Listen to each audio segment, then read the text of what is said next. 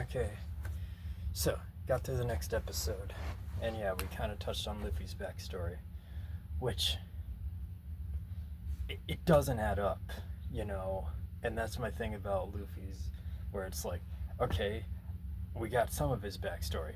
I guess we'll get more of his backstory way later, but it's like, okay, this is the backstory we're going on of like why he wants to be king of the pirates. It doesn't really add up. Anyway, because we met Shanks and all that, and some pirates and all that, and it's fine. You know, the action scenes are fine, and anyway, it's just Luffy's like motivation doesn't really make any sense. Where it's like, okay, he's like some super hyperactive kid who like really looks up to the pirates and stuff, and then these bandits show up, and I don't know, they're like being a-holes, and like Shanks is like, is like super calm and polite and just takes their like rudeness, and that way like they leave without hurting anybody. And then Luffy's just like, yo, you're looking like a bunch of wimps. You should have stood up and fought them off and all that because they were like, they said some unpleasant things to you. And Shanks is like, yo, dude, important life lesson. It's not a big deal, you know. You don't need to blow things out of proportion because that could just make things worse. That's basically what he's trying to say to Luffy. It's like, yo, you can't just like fly off the handle and all that stuff just because somebody like says something mildly rude to you. And it's like, it doesn't add up because what we've seen from Luffy is he's exactly like that. And it's like, basically it feels like, I don't know, this whole thing of where Luffy just like acts impulsively as a kid, constant like consequences happen in this flashback where it's like then he's stress eating and eats the gum fruit and all that, and then it's like then he like comes across the bandits again and just flies off the handle even though Shanks told him not to, which leads to Luffy getting his, the crap kicked out of him because he's a little kid. And then like Shanks and his pirates show up and fight off the mountain men and all that. That's really cool. And then the bandit leader is out in the ocean, and he got out there pretty fast. Anyway, and it's like then like Luffy's thrown into the water. He can't swim now because of the thing. Then the sea dragon shows up. The serpent's pass. Anyway, the Unagi, we'll call it that. It looks like that. Then Shanks like saves Luffy. I don't know how he got out there. And he loses an arm. There's consequences. And it's like, I feel like the whole message here of Luffy's backstory was leaning towards like, hey Luffy, you can't just fly off the handle and act on impulse all the time because it's going to lead to consequences.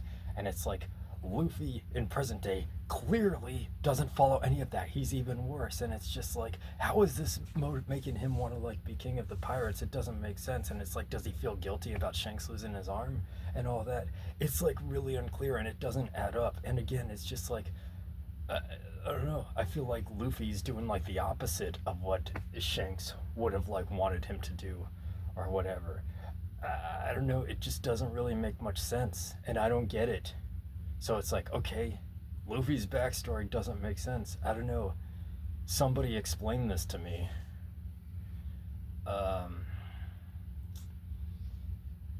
Anyway, I don't know, because now I'm just thinking I'm going to talk about Naruto a bit, because that was a thing early on in Naruto in the Land of Waves. It stuck with me, because even as a kid, this is how I felt, where it's like, they come across that kid who's like, doesn't believe in heroes and just has no hope or anything in life, and it's like, wait, what the heck happened to this kid? And they're like, oh, it's a really tragic story.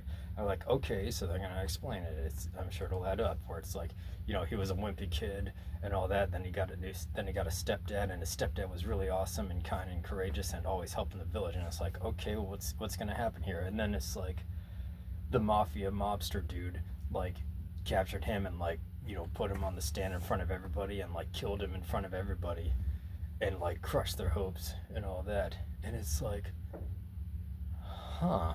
And the kid is standing there watching as his stepdad dies, but like even to the end, his stepdad is really brave and not afraid, and like telling his son, hey, stand up and don't be afraid. And then it's like, the kid watches his stepdad die, which I get that, but it's also like his stepdad was like telling him to be strong, and like, it was really all that. And instead of like listening to any of that, the kid was just like, Dad, you promised you'd always be here for me, you liar. And it's like, it don't add up. Why are these anime having like backstories that don't add up? you know, and that's the thing with Luffy is like, okay, it just doesn't really add up, you know, and all that. And again, maybe I'm thinking too hard about this, and it's like, well, excuse me for thinking hard about kind of a major, you know, part of the story. And it's like, okay, you know, anyway, I talk about that thing in Naruto a lot just because I was like, is it me? But it's like, it don't add up, you know, in Naruto. And same with Luffy, where it's like, all right, that's your motivation for being king of the pirates. Again, like, what's up with Luffy's behavior then? Like, he's clearly like some impulsive sociopath. And I don't know, you know, I mean, people were telling him, hey, stop being such a sociopath and stop flying off the handle and acting impulsively. You know, it's gonna cause problems. And it's like, Luffy's like, well, I'm just gonna ignore all of that. It's just like, whatever. Uh, I don't know. And it's like, all right. Anyway, other than that, okay, yeah, the plot's progressing. Like, you know, again, like Luffy's like, hey, there's a bird in the air. I'll go catch it. And then he gets caught, and now the bird's flying him to the island where, oh, it just turns out Captain Buggy's over there and Nami's over there. Okay, I mean, the comedy's good. Like when, you know, Nami, like, tricks those three pirates into getting in her boat so she can take theirs. And then Zoro's, like, comes across them and, like, beats the crap out of them. That's all pretty funny. And, okay, yeah, we're getting to the next villain.